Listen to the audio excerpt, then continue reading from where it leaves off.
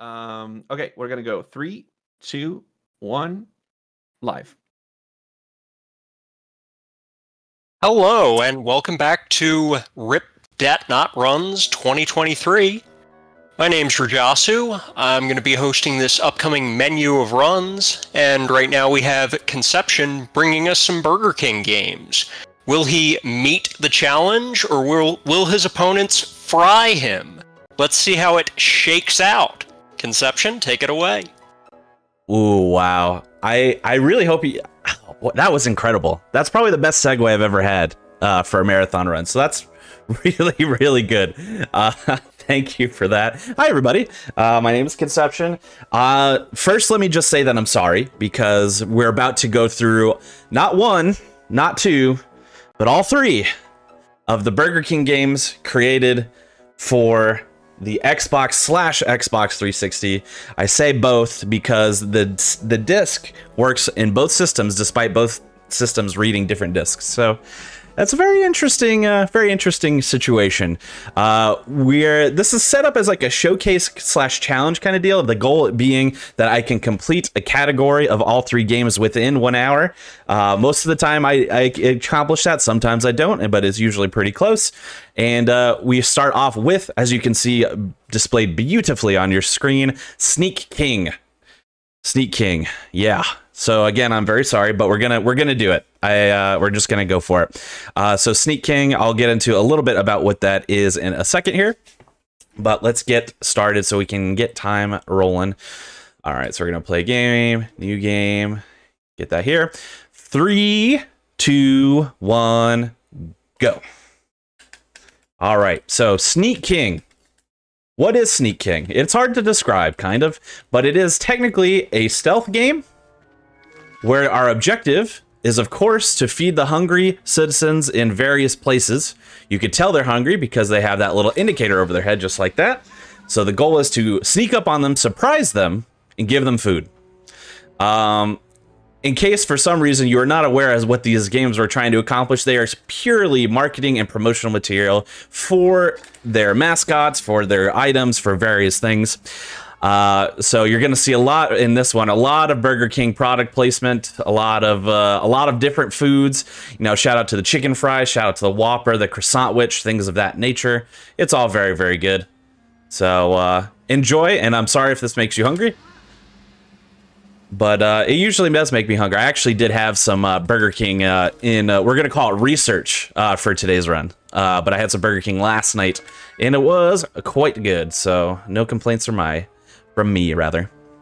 So as you can see, the hunger indicators over their head, they change colors from green to yellow to red to blinking red to they pass out. Yes, that's right. They pass out from hunger if you don't feed them in time. So we are going to feed them in time. Worth mentioning as well. So, like I said, I'm doing one category of all three of the Burger King games as well. The category that this one is called 50%. Now, why 50%, right? That's kind of strange. That's a little weird. It's a little odd, but we're gonna go for it anyway. 50% is basically, this game has 4 levels, each of which have 20 challenges. You have to complete 10 of them to unlock the next area. Okay, so what we do in 50% is we actually do 10 challenges in each of the first 2 areas, but we don't go beyond that. And the reason why we don't go beyond that is because starting in the 3rd area, it becomes wildly inconsistent with RNG, to the point that you could switch if you were going to do a true any percent category, which is kind of all 4 of the levels. You would have to have an estimate of like an hour and a half, but it could be as little as like 50 minutes or something like that. It could wildly swing that much. So in marathon settings, it's really not safe to try to do an any percent run. So we do the 2 levels that are, you know, able to be done at least somewhat consistently in a marathon setting. So I know it's a little odd, little unconventional, but trust me, you don't want all 4 levels of this game anyway. It would be all the same stuff that we do all the time. So yeah, you don't need 4 levels of this, I'm telling you. All right.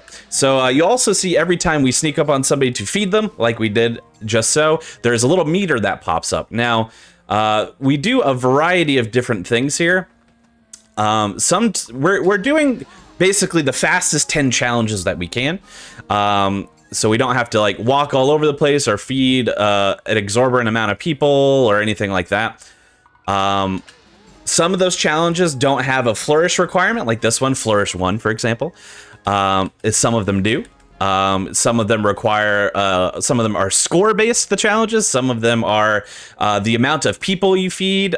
Some of them are feed a certain amount of people without being discovered by anybody. So, you know, it's all kind of weird stuff. I truly forgot what challenge number I'm on, but we're going for it. I think this is 5. I think this is 5 of 10, if I remember correctly.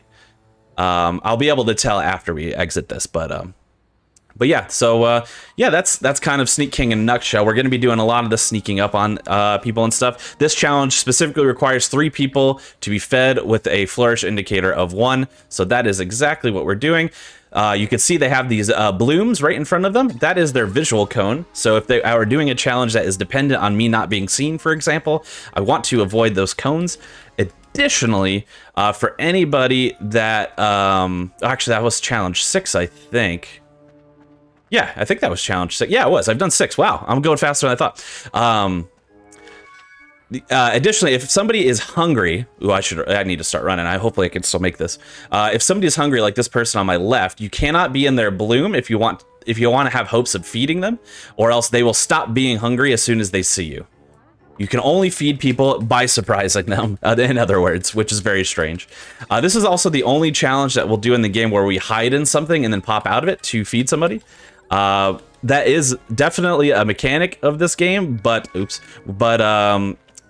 oftentimes slow. But the reason why we do that one is that you only have to do that to one person, so that's pretty fast. This map, by the way, is called Sawmill. So Sawmill, as you can see, you know, construction and blah, blah, blah. It's split in half, though, this map, because there's a river that runs through the middle of it.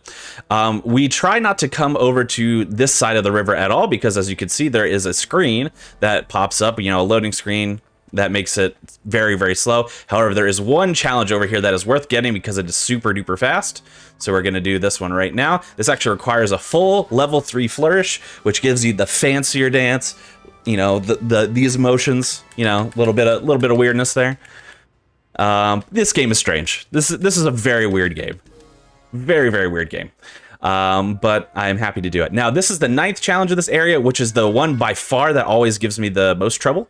It's simple enough because you only need to do regular surprises, which is great.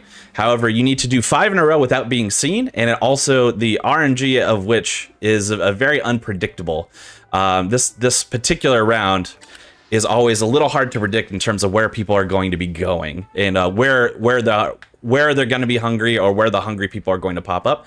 You can see I'm using there's a little mini map in the corner. I'm definitely using that to my advantage to find out where the hungry people are at. But again, easier said than done. All right, so that is 4. Oh, and there's one right behind me. This was actually a pretty good cycle that we could have gotten. So I'm pretty happy with that. Cool. Pretty, you know, pretty much not an issue there. 10th challenge is also a little bit frustrating.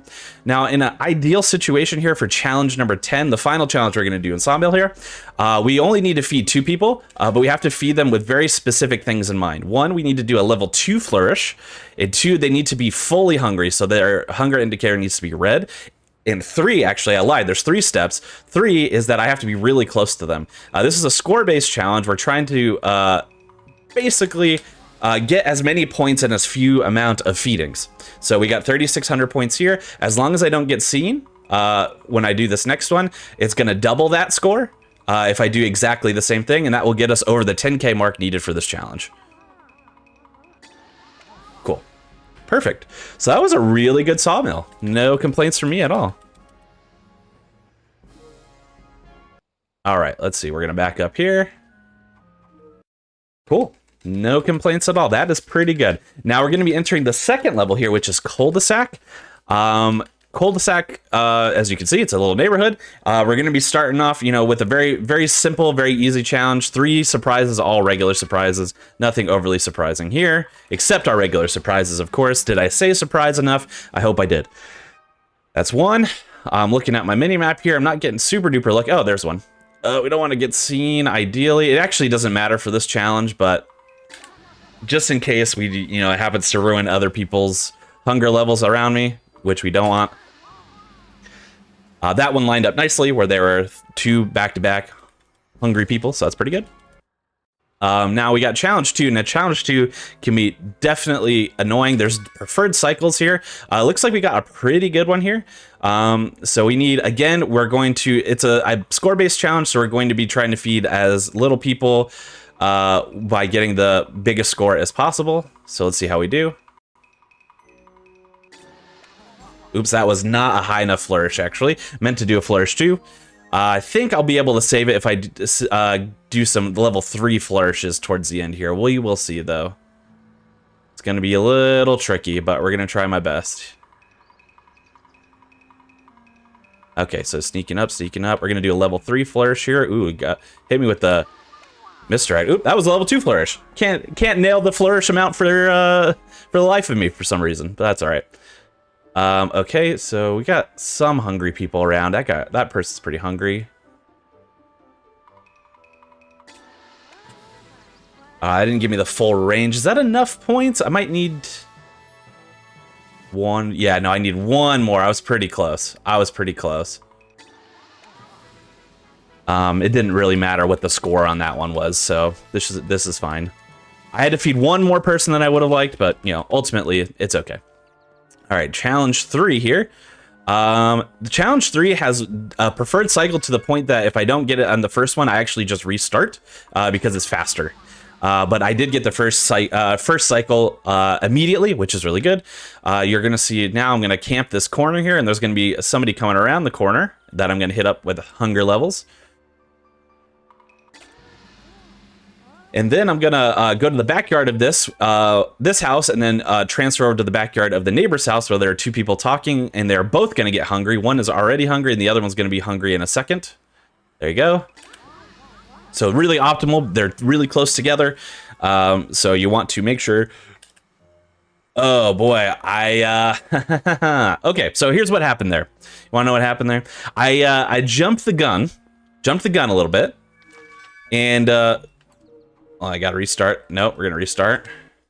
Come on. Might not get the cycle now because I failed the challenge. Yeah, we're gonna go for it. We're gonna go a little wild on this one.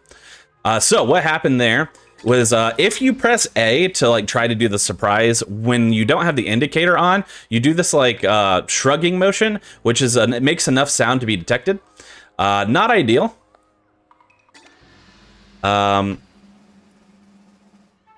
So you definitely don't want that, but unfortunately that is what I got, and that made me fail the challenge, so I have to redo it. And it looks like reloading the challenge does not give you the same cycle, unfortunately, so we're just going to be doing our best here and trying to find the closest hungry people. We need a total of 5 deliveries here. And looks like I might be okay. Oh wait, actually, there's one right here. Just saw that one pop up. Should be fine. Okay, we salvaged it, but yeah, that was a little rough. Cool. All right, now challenge 4, I actually do the same exact thing, except I'm going to be doing level 1 flourishes, so there's not really much. I'm going to be doing the same pattern as last time, hopefully not failing it this time. So there's not much to say here. If we happen to have anything donations, plugs, incentives-wise, now's a good time for that, actually. Yeah, reminder that we are raising money for RIP medical debt, and you can donate through our Tiltify page. We also have incentives coming up for Cult of the Lamb and Love 3, so if you donate, you can get in on those incentives. Yes, both of those games incredible, by the way, and both incredible speedruns. So get those incentives slash bid wars slash whatever they happen to be met. You want more content of those games, I'm telling you. I'm telling you this for a fact. You want more content, for sure. All right, we just need to feed one more person here. You actually, so as you can see, you can run, which makes a lot of sound. You do not, you'll see me oftentimes stop running very far away from people because their sound indicators are very rough. Like they can pick up sound from very far away, a lot farther away than I am comfortable with, to be honest. But so yeah, that is what that pattern should have looked like. Now this one is, oh, that's a weird standing position. So I need to wait for that yellow hunger indicator, and then I need to do a full level 3 flourish. But I was afraid I was gonna get seen there. But whatever, we got it. Just a little slower than I wanted, but we got it. All right, now this next challenge, the 6th challenge in the cul-de-sac area, believe it or not, is a very annoying one. You have to do 8 feedings here, which is a lot, and they all have to be a level 1 flourish. So if you do a feeding and it's not a flourish, it doesn't count. So it's a little bit annoying, and also the RNG as to where things spawn is kind of like all over the place in this one, especially since we need to feed 8 people. Now, for example, this person here, you can see there's a timer in there on the top right corner that gives you the challenge time. At 1:45, he's going to get hungry. It's like I predicted. All right, level 2 flourish is fine. You have to do a flourish. So as long as you do a flourish, you are going to be fine. All right, so we don't want to get seen ideally. Cool, that one's pretty good. There's one very hungry person very far away that I'm just not going to bother with. I think I'm going to just hope for better cycles in the middle here. So far, so good. I mean, I already got half this challenge done, so that is pretty good. Looks like we got a hungry person coming around the corner, actually at the door here. Cool, let's give them some food to talk about. Someone coming around the corner of the same house. So we're gonna go there, but you have to be careful on this one because they could be facing a couple different ways. Oh, and there's someone right behind me. This was pretty good. This is pretty good. Oh, too bad I couldn't get them through the bushes, but still pretty good. There we go. Not bad. I will take that. For an 8 feed challenge, I will take that. Oh, that was only 7. Ah! Whoops! Alright, that's okay. That's okay. This person's hungry. We're going to run and try and catch up to them, and it'll be fine. Come here. Come here. You're hungry. I have food for you. Alright, there we go. Whew. Alright. I need to learn to count. That's my lesson. Alright, so challenge 7. Yeah, that one's really long, but we got it done. Challenge 7 is going to be right over here. Challenge 7 is another one of those that we want to ideally feed as little people as possible. You know what? I'm actually going to restart that challenge because that person can be hungry sometimes. It didn't work out, but that's fine. Only wasted a few seconds there. We're going to need a full red hunger and a level 2 flourish. Basically, we're trying to do this in 2 people if we can. If we need to, we'll go to a 3rd person, but ideally we don't need to. Okay, so again, this is a 10K challenge, very similar to what happens in Sawmill, actually. And we're just trying to get it done within 2 people. Let's see. Ooh. Ooh, just barely made the... Oh, that's actually not enough points because I didn't get close enough. But that's fine.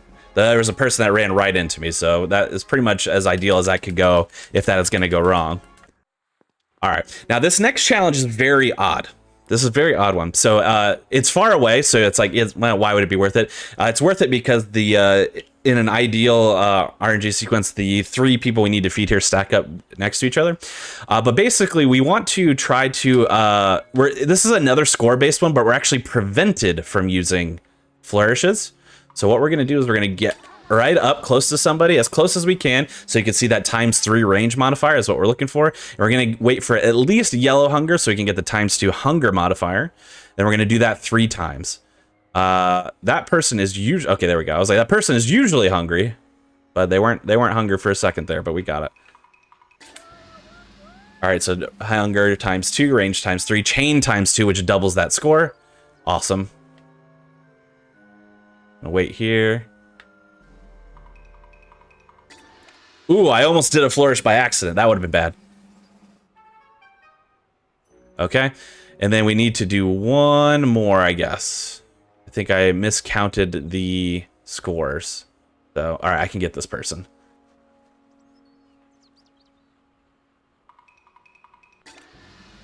Cool. There we go.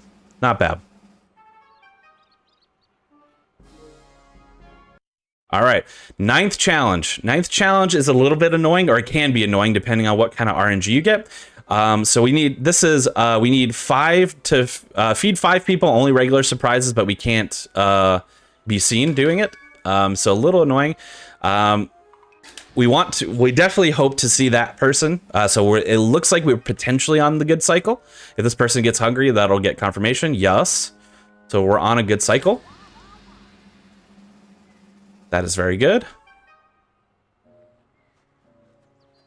Get moving, get moving, get moving. So I'm gonna turn the corner. There's gonna be a male person here. And they're not hungry now, but they're about to be. Told you. It's like I've played this game before, you know? All right, the person right behind me is about to get hungry. Look at that. It's like I'm predicting it.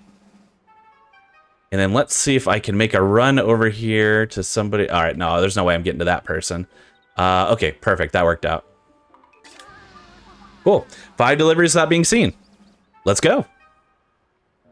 And then the 10th and final challenge is slightly different than normal, but not very weird. We have to feed 3 people, and we have to do so in ascending flourishes. So first person is a level 1 flourish, second person level 2, third person level 3. And then after that, that challenge is over, and Sneak King is over. So that's a level 1 flourish. So far, so good. All right. This person painting their fence is definitely hungry. Ooh, that's a level 3 flourish. That's a bummer. So I got to redo this challenge. All right. Bummer, bummer, bummer. That's okay, though. That is okay. We will we'll redo that one here. Take 2. Level 1 flourish. Good.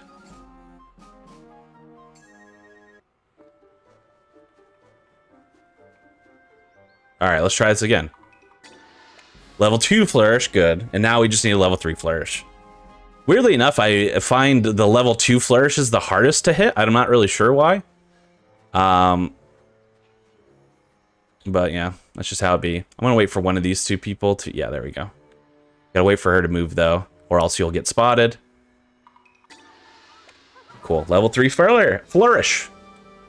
And that, as soon as I leave this area, that will be Sneak King. We're going to do a disc change.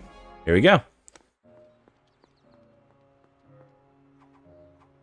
All right, disc change.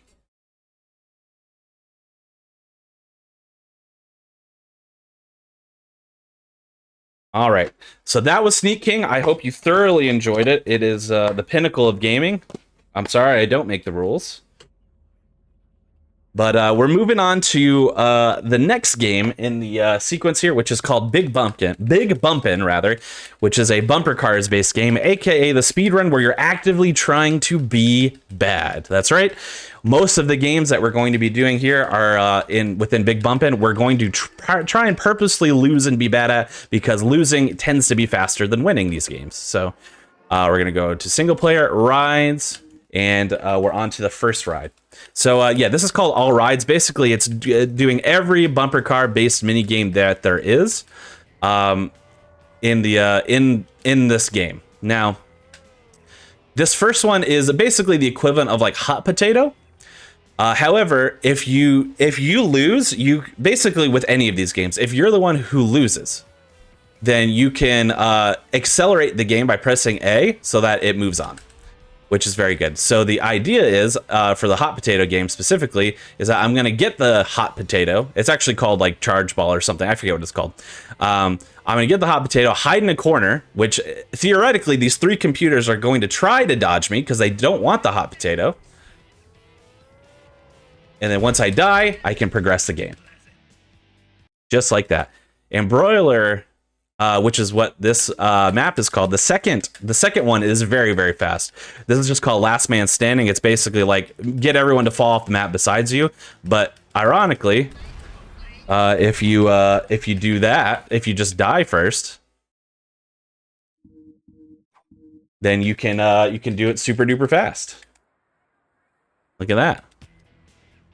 All right, so now the deep. We got another whatever this game is called, charge ball or something. I should really know the names of them, but like, you know, why learn the names? There's not a lot of competitive charge balling going on around here. But same deal. I'm gonna harvest the hot potato, hide in a corner, and hopefully don't get hit. Sometimes the computer's like, no, I'm gonna come see you. I want to come see you. But you know, we try our best. And also things that you have to be careful of in that as well. Stop it. As well is that sometimes there are health pickups on the map that you can accidentally run over. We do not want to pick up a health map because you want to die in 2 bombs, which is the fastest possible way to die. If you pick up health, then you're going to be in trouble. All right, second one is called Power Surge. Now, Power Surge is probably my least favorite of all these mini games. As you can see, there's four of these light beams as you around. The idea is you go to the light beam, you drive over it, and then you drive to that center pylon thing and deposit however much you scored. Basically, when you pick up the first light, it's 100 points, and then the people can run into you, or walls you run into, you can run in, and that will take points away from what you're earning. So ideally we want to you know, try to get at least every other one. Sometimes it's faster to win this one, sometimes it's faster to lose. It just depends on what the computers are deciding to do, so it's not really predictable, I'm afraid. Ooh, that's pretty good. Sneaked right through there. Cool. So far I'm doing pretty good. I think I have the most points by a lot. I'm gonna assume it's gonna be over here. And it's also completely random where it spawns too, so I'm just taking a guess as to where I think the thing is gonna be, and I was wrong, of course. You'll see me picking up powers as well, like for example, I have the speed power up at the moment. Let's see if I can snake that out in front of that person. Yeah. Oh my gosh. And then sometimes the computers just really like to show you that, hey, we can read your inputs and really mess with you. By the way, the score, you can't really see it because that red font is terrible. That is not, you do not need to adjust the colors on your screen, folks. That is just terrible coloring. But I'm the top right where it says the king. I have 200 and something points. The amount of points you need is 300. So like, for example, I'm not even going to make it out of this one alive, I don't think. No, it doesn't seem that way. Yeah. I got a few points, but honestly wasn't really worth it. Oh my gosh, they're just tanking me. So yeah, this is a particularly slow one, I'm afraid. Not really much that could be done. And points are kind of all over the place, so I'm kind of just at the mercy of the game at this point. I'm going to try my best to be the winner, I guess. It's probably the fastest, but I'm getting absolutely tanked on by the computers. Like I've gotten three of them in the past sections, but like they were for almost no points because I keep getting tanked on. That's okay. If we happen to have any donations, plugs, or incentives, now's a good time while I just struggle to get through all of this. We just got a $10 donation from Cadlin, so thank you for that. That'll knock out $1,000 in medical debt, so we love to see it. Hey, thank you so much. Yeah, this is such an important cause, too. I'm sure we've talked about it a lot during the marathon already, but, like, RIP debt, that's just such an important thing. So many people are struggling with that, and every little bit helps to make that, you know, not so much of a reality for some... Oops, I started the same level. Not so much of a reality for some people. So, yeah, your donations really, really mean a lot. We appreciate it. I'm going to have to come back out. There we go. Okay, now this one is very annoying as well, but I don't think it's as annoying as Power Surge, personally. This is Bumpin' Hockey. Now, it's exactly what you think. It's 2v2 hockey with bumper cars.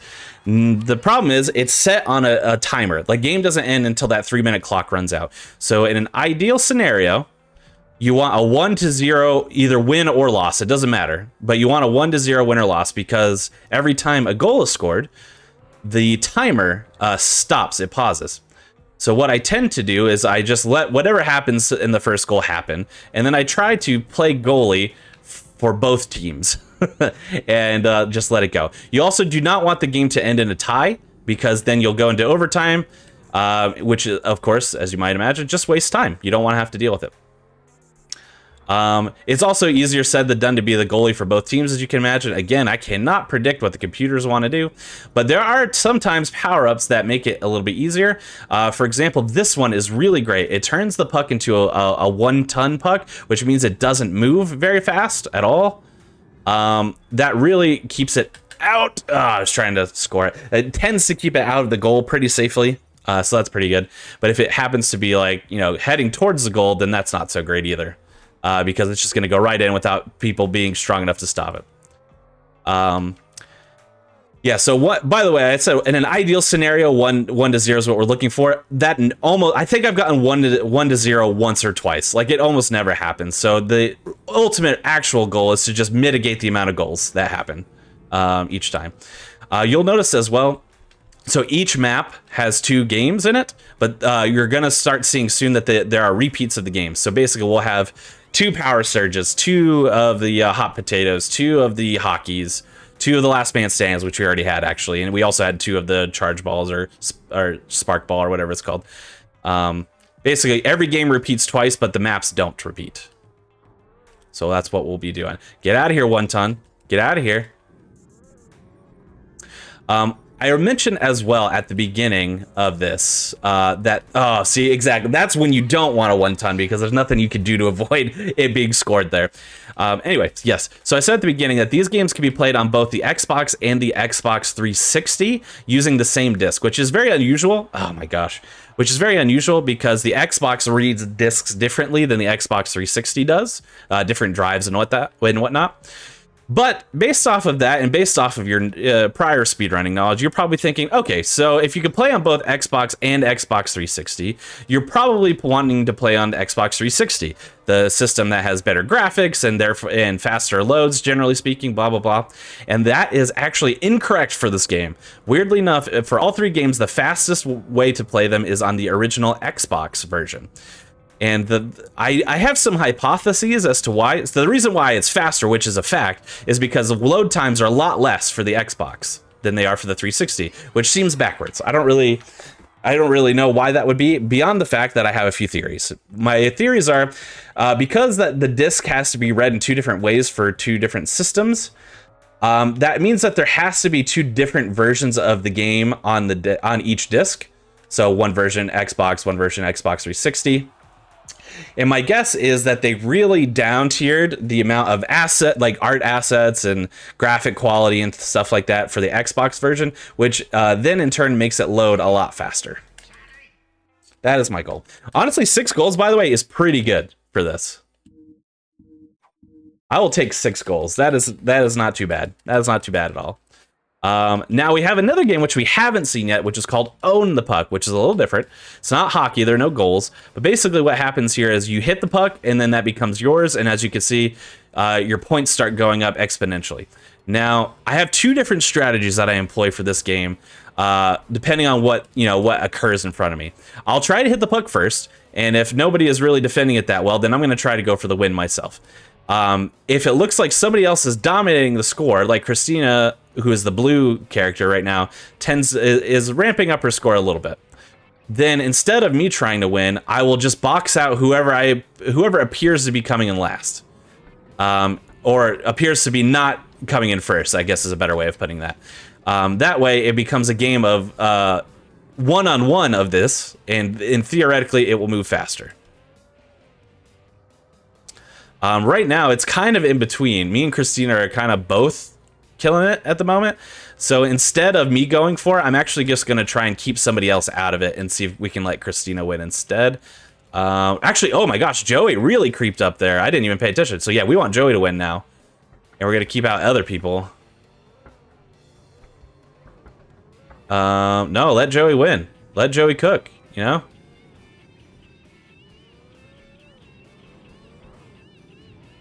Come on, Joey. You got us. I can lead the horse to water, but you still got to drink, you know? Come on, come on. 9 more points. 9 more points. All right, yeah, that was kind of a slow one, unfortunately. Everyone scored a lot of points. You could get lucky and have it be, so... You know, somebody kind of dominates and then that's it. Second of 2 bumpin' hockeys coming up here. So same kind of deal. Yeah, I mean, besides the map, nothing is different. It's going to be exactly the same strategy. So it's going to be 3 minutes of hockey. I hope you like it.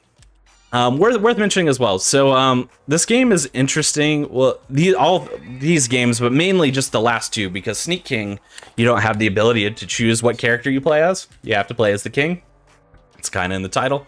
But the other 2, you have a multitude of characters that you can play from. One, you can customize your own character and play as that. It is very limited with the customization options. It's basically any assets that already exist on other characters.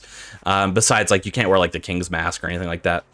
Blah, blah, blah. Come on. Remember how we got 6 goals total the last time? We're already at 4 and it's not even 30 seconds into this match. All right, let's see if we can try and keep it away from these folks. But yeah, there's a multitude of characters. Some of them are your BK favorites. You got the king, obviously. You got Whopper Jr. Now, if you're young out there, you might not remember Whopper Jr. Whopper Jr. is still a sandwich, of course, that you can purchase, but Whopper Jr. is also like a mascot character. Basically, there was a line of commercials and marketing that Burger King did with like the Whopper family. It was people in Whopper costumes, basically. So very, very strange. You could play as that. When the chicken fries came out, they had a chicken mascot as well. That you could also play as there. There's also a celebrity named Brooke Burke, who I'm not familiar with, but they are a celebrity from my understanding. You can also play as like a few different like Burger King workers. Yeah, it's just, these games are bizarre. These games are very, very bizarre. But, you know, what are you gonna do? What are you gonna do except have a good time? All right, let's see. Now we're slowing down a little bit. We got a nice yeah, a couple of 1-tons. No, my teammate's trying to score on our own goal. Get out of there. Get out of there. On these maps as well, you'll often see me pick up power-ups even if I don't need to use them. That is just to help potentially promote the power-ups respawning so we can get ones that are actually useful. So we'll see how it goes. Here we go.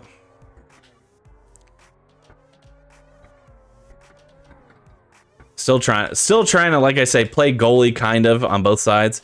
Sometimes computers or even myself will get stuck on walls and corners like that. The walls tend to be a little sticky, which is an ideal situation as well. So I will try to encourage that by also getting myself stuck on the wall with the puck between us so that it can't go anywhere.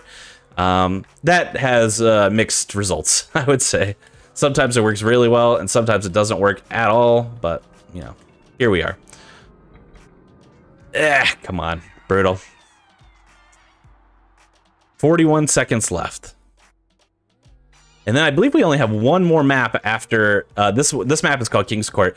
Come on, we only have one more map, which is called Monsoon of Doom, and then we're on to our third and final Burger King game, which is Pocket Bike Racer. Which is also a very, very unique / interesting one, I'd say. No. Jeez, they keep getting these really long goals. They keep getting these really, really long goals. Yeah, this is unfortunate. We have tons and tons of goals on this one. Let's see. Another thing, too, is that the computers tend to be decent defenders. Obviously not perfect, but they tend to be decent defenders. So I prefer keeping the puck on their side as much as I can. Because I feel like, honestly, I'm not as good of a defender as they can be sometimes. So I will try to keep the puck on their side as much as possible. Again, that is really hard to control, though. So it's not really up to me. I just try my best. Cool. We're out of King's Court. That was a particularly rough match, to be honest. All right, Monsoon of Doom. Now we have another Own the Puck, and this map also has another Power Surge. So 2 also kind of slow ones depending on what happens. Okay, let's see. I kind of like this little cluster in the corner right now. It's going to make the puck change hands a lot, but it's also going to keep it in place, which is kind of a good thing. Yeah. Keep going, y'all. Let the scores rack up. That's fine.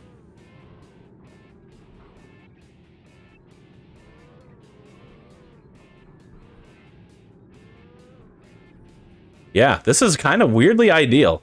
I mean, like, a lot of people have a lot of points, but that was really fast for them to get a lot of points, too. So, right, who has the most right now? We're all kind of close to each other. Let's keep... Honestly, it could be anyone's game at this point. Keep me out of it for sure. Looks like Burke is probably in the lead, so maybe we'll keep Whopper Jr. out, potentially. Try to, at least. Now Whopper Jr. is in the lead, though, so geez. Yeah, hands are... I think I just kind of have to see how this shakes out. Three of them have over 200 points, so it's kind of anyone's game.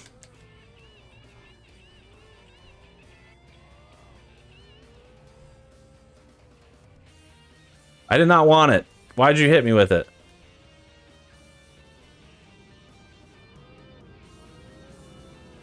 Wow, I've never seen the three of them get all so close to winning before like this. There we go. Finally, there's a winner. That was wild. All right, and then one last power surge, unfortunately. Probably my least favorite one. Now, this one is a little bit better than the first one because there's only one place that you can get the power from. It's just one location as opposed to 4 different ones that can be randomized. So what I tend to do as my strategy on this one is I'll just let whoever get the first one.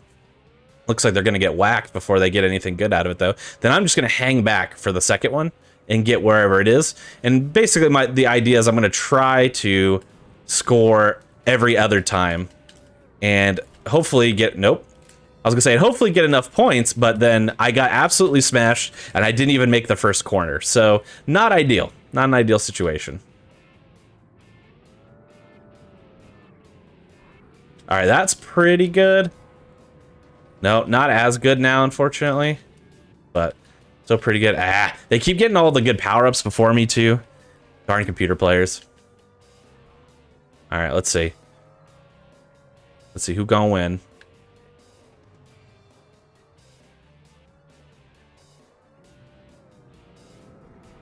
Wow. They get really fortunate on hitting me, I think. Like, it feels like, honestly, I've never looked into, like, the values in this game in terms of, like, how far things increase or decrease. But I feel like I get, my score decreases a little faster than the computer players sometimes. But also that could be because I tend not to chase the computer players, and they all chase me, so. That first corner is just also really tough to make because you just never know where people are going to head. Oh, jeez. Did I get it? Maybe? No. Stop stealing all the good power-ups. It's like they know sometimes, I swear. It's like they know. I was like, all right, I'll go outside to miss that person, and the other person went outside to counter me. Ugh. All right. Where am I at points-wise? I still have the most points, which stinks. That means this is going to be pretty slow. But yeah, that's what you get. I mean, there's a lot of variance to this game because you cannot control. You cannot control. It's all very dependent on how the computers perform, so you can't control how they're going to act. So, as you can see, the computers sometimes adapt to those strategies as well. You see them, they're all just hanging back there. Part of it was because of that power-up that is connecting the two of them together, but...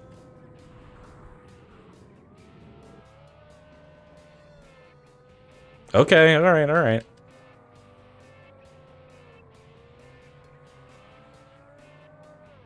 All right, I think if I can get a kind of fortunate next one, I'm not going to get this one because I'm in the 4th position there. But if I can get a kind of fortunate last hit here, then I can win on this next one. So hopefully we can, and then we'll be moving on to Pocket Bike Racer.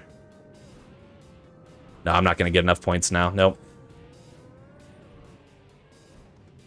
What am I at? 252. Okay, so I need like a medium one for the last one. I needed a good one for that last one, and it was just so bad that there's nothing I could do about it, to be honest.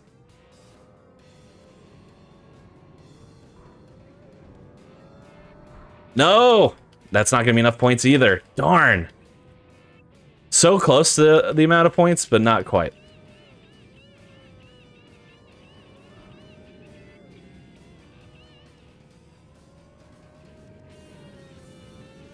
Purposely took a little detour there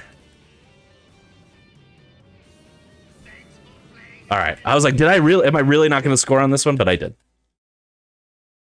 All right. So now we can switch games. The third and final game, Pocket Bike Racer. All right. Now, Pocket Bike Racer is your standard racing game. It has a lot of other modes in it, too. We're not going to be doing any of this category. We're going to be doing the category that's essentially called Standard Race Tournament 150cc. So we're going to be doing 150cc race, very similar to Mario Kart, except, of course, that we drive on pocket bikes, which are mini motorcycles, if you're unfamiliar. Yeah, so, yeah, we're going to be having a good time with that, hopefully. Okay. So first we're gonna... No, that's not what we want. There we go. All right, cool. Now, in the tournament races, there's 5 maps. We're basically just going to be racing all 5 maps. They all have shortcuts that are of varying use or varying, you know, effectiveness, I guess. The first one is the most exploitable. We actually basically kind of glitch it out. Well, not glitch it out. We do some things very unintended. So yeah, as you can see, I'm playing as the king. Why wouldn't you, you know? Oops. And then for this one, we're going to get about to the halfway point in the map, which is about there.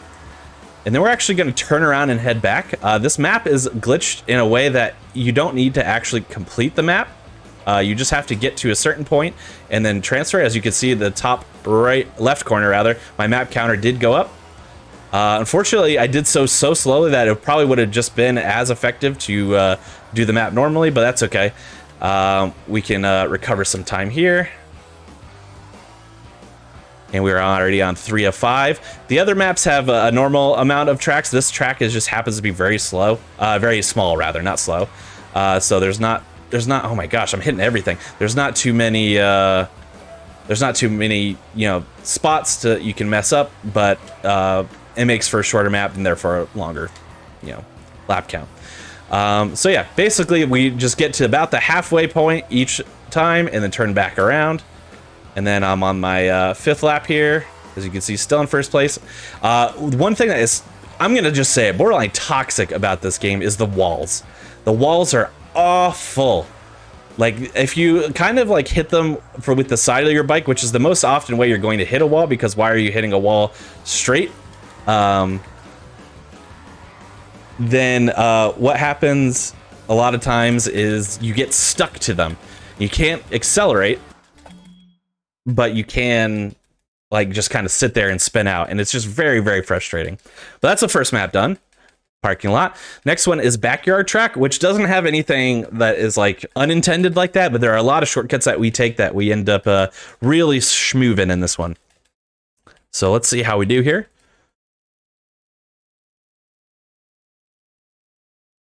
By the way, mechanics of this game, as you can see, it's a slightly different than your Mario Karts. So there's these things on the ground which nobody wanted me to get right now because they're completely pushing me out. There's these things on the ground which have a dual purpose. They're different colors. As you can see, whenever I run over one, it fills up this meter that's on the right side of my screen. That meter is dual purpose. So one purpose is, as you can see also alongside the meter, they have these little icons that are going on. And those icons are items. So instead of like a random box that, you know, which is what Mario Kart and other racers do, you don't have a random box. You just need to collect enough of the meter on the right to use whatever item that you want. So if you want to use that top item, you got to fill your meter all the way up, for example. You can also selectively use items, so you don't have to like just use whatever your meter is on at the moment. You can, you know, move that icon, use whatever item that you want. We don't use items. Unfortunately, the other computers do. I wish they didn't, but they do. We don't use items. We use the meter for its second purpose, which is a boost. You can hit B and it will take away a chunk of that, and give your car a little boost, which is obviously the preferred thing to do in a speedrun.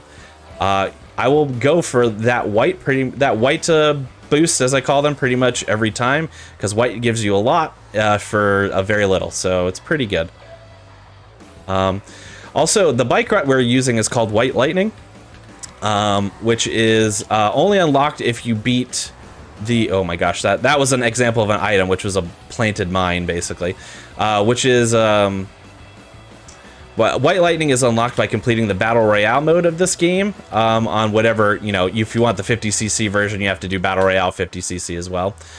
And it goes like that. White Lightning is the best car to use in races, however, because it has the highest top speed by a wide margin, but its handling is very bad. So I will often like run into walls or take really bad corners because the handling is just awful. But it's still worth it because there's enough straightaways on these maps to make it worth it, more or less. But yeah, that was the backyard track. I basically just kind of cut through gardens and backyards and, took leaps over there and kind of just, crushed the competition in a way. The next one is called King's Garden. Now, King's Garden is kind of annoying because it has a lot of turns in it, but it has a lot of boosts as well, and it does have one shortcut that is kind of tricky / annoying, but we're going to do it for each of the 3 laps, hopefully. But we'll see how it goes. Also, at the beginning of every map, you can get a boost, but it doesn't work like Mario Kart where you do it, roughly on 2 or whatever. You actually want to do it between 1 and go. And I think, I haven't proven this, but I think the closer you get to go, the better your boost is. But it's hard to say for sure. Ooh, wow, I just got dumpstered. Now I'm gonna, I didn't quite get that. So the trick for that part that I try to do, but it's easier said than done to do, is I'll try to run over that white power up and then reverse immediately. Ooh, that was really good. Wow, that was the shortcut, by the way, which you want to do pretty much exactly that. That's basically as fast as that could possibly go. You want to ramp just enough over that hedge to make it worth your while. And that was pretty much it. Anyway, but yeah, basically, and I'm going to try it again this time. I want to run over the white boost so I can get it and you have a lot of boost for the next parts of the lap. But it's hard to do without running into the wall. So basically, I'll hit it and then I'll start drifting immediately so that I can start my turn and then have the boost to go. But easier said than done. As you can see, where I was able to get the boost, but I was not able to execute the turn. You also don't want to turn too soon after. You don't want to turn too soon because if you're mid-turn while you try to run over that, it won't count. You have to be like going a certain speed, I think, for the boosts to activate. So you can't be going too slow, or turning or hopping or anything like that. Ugh. Jeez, yeah, there's where you can tell the handling on this bike is quite bad. All right. In fact, when I drift, I oftentimes will also brake, because if I don't brake, then I will almost always drift into a wall. But I try to counteract that brake with a boost right after if I can. Sometimes I can, sometimes I can't. Yeah, see, that time I did not get it. I ran over the cone instead, which the cones are also very annoying. They just completely dumpster your acceleration and speed, and you can even get stuck on them, which is not ideal. That was way too far. Oh my gosh. Yeah. Well, I was able to get the shortcut all 3 times, but they were to varying success for sure. But still, oh my gosh, I'm still in pretty good shape. Except that I keep hitting corners like that on this one. There's a lot of turns in this map, which makes it quite annoying. But most of the turns tend to be like like 90-degree turns, which is easier than like a curve in this game because of how the bikes handle. Cool. Not too bad though. Not too bad for King's Garden, I'd say. All right, we have 2 more maps to go. After this one, the next one is called Under Construction, which is, so it's like a construction yard. The maps are huge. This map is huge, so it only has 2 laps instead of 3, which is pretty good. And then we have Fantasy Ranch at the end, which is my least favorite map by a wide margin, because it's basically all curved turns the entire way. It is really hard to accelerate and get a handle on it. So Under Construction has a shortcut right away, but it's kind of hard to navigate, so you have to take it a little slow, but it's still worth it. Cool. And it's also very difficult to take the shortcut and also hit that ramp. So that went pretty well. Fortunately, I then missed the tunnel entrance, but oh my gosh, and then hit those bricks. So I'm getting really unfortunate handling here. But it's okay, we'll save up some time on this part. Hit a white at the top. Ugh, you don't want this. If you press forward too much, you get caught into a wheelie, which means you can't turn. Not an ideal situation. So this map has not been going ideally yet, but there are a lot of shortcuts at the end that will make up a lot of time for me. There's one right here, for example. So that's advancing my position. And this is probably one of the biggest shortcuts, and it's one of the easiest. You just drop down here. And then you cut out a wide section of the map there.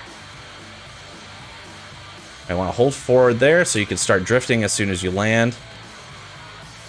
Yeah, so this one has a lot of turns as well that you have to navigate, but again, we were going to try to counter some of those turns with boosts if we can. All right, so that's one lap of this one down. Okay, let's see how he goes. Okay, cool. Ooh, that's probably, so that ramp into like that ramp that goes into like that little tunnel situation is probably like one of the weirdest, most awkward turns that doesn't look like it would be a problem at all. Basically, it has to do with the trajectory of the first jump. Oh my gosh, I can't believe I did this again. Just stop. Just stop. Thank you. Has to do with the trajectory of that first ramp. You kind of have to take it you have to take it with a boost, and then you also have to hold back so that your wheel's up, so that you make it a lot of times, which is just very awkward, and then it leads to an awkward turn right after. So most of the time that goes pretty poorly, but otherwise pretty okay. Okay. Hold forward here, so again we can drift as soon as we can. So we make that corner a little tighter. Not really possible to use a boost on that one because you have to turn all the way around. Oh, this is an item, by the way, that completely reverses your controls.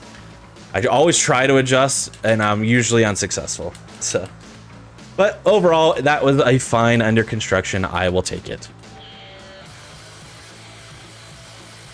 All right. Last map, and it looks like as long as nothing catastrophic happens, we will be completing the Have It Your Way showcase, which is what I call this, the Have It Your Way showcase, under the requisite hour, because this is the last map. So let's see how we do. Okay, so,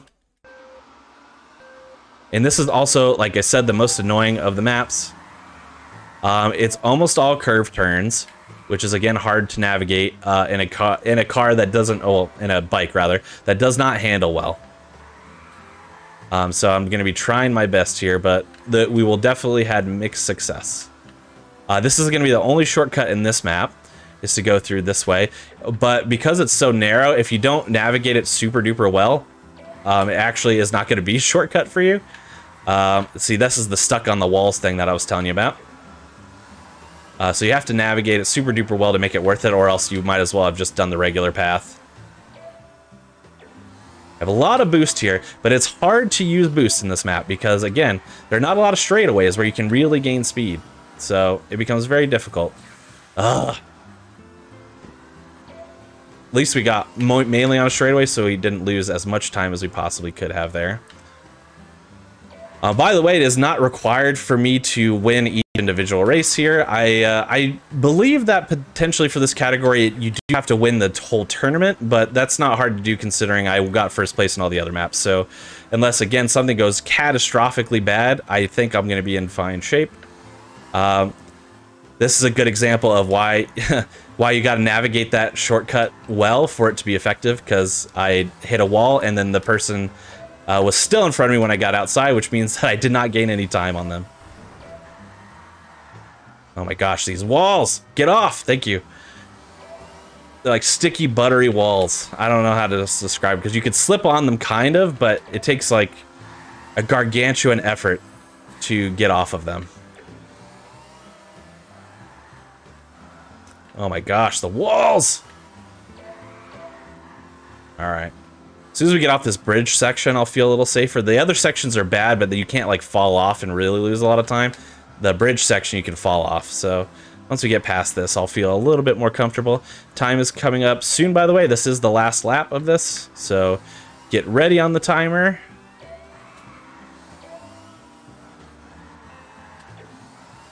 All right, hey, that was a pretty good drift for that corner. Better than I could have imagined. Come on, get off the wall. All right, and oh my gosh. Time was about to be coming up. And time. That was rough. That last little bit there. But if everything is correct, at least according to my timer I have on my side, I'm looking at a 58:28, which means I was very successfully able to do the Have It Your Way showcase in under an hour, challenge completed by my standards. So, yeah, so my name's Conception. I stream sometimes, kind of whenever I have time, so it's not very very frequent. But if you like, silly, awful games, come on by. If you also like actual good games like Pokemon and Bugsnax and things like that, come on by for speedruns of those too. I highly suggest it. If you're interested in learning these games, I don't believe there is a Discord server or anything. I kind of just made my own resources, but if you're interested in running any of these specific categories and want some tips, feel free to hit me up. I'll be happy to provide those for you. These games are all very cheap, so if you happen to have an Xbox, you can find all 3 of these games pretty much anywhere at any game store for like $4 a piece. So they're very, very cheap if that's something you're looking for. And yeah, that's about it. I'll be back here tomorrow running some Bugsnax, so it's not the end for me just yet. But I hope you all continue to support the marathon, continue to donate and get those incentives and bid wars met, and continue to raise funds for RipDep. We really, really appreciate it. But yeah, that's going to be it for me. Thank you so much for watching. GG, and thank you for that experience. We'll be back in just a minute.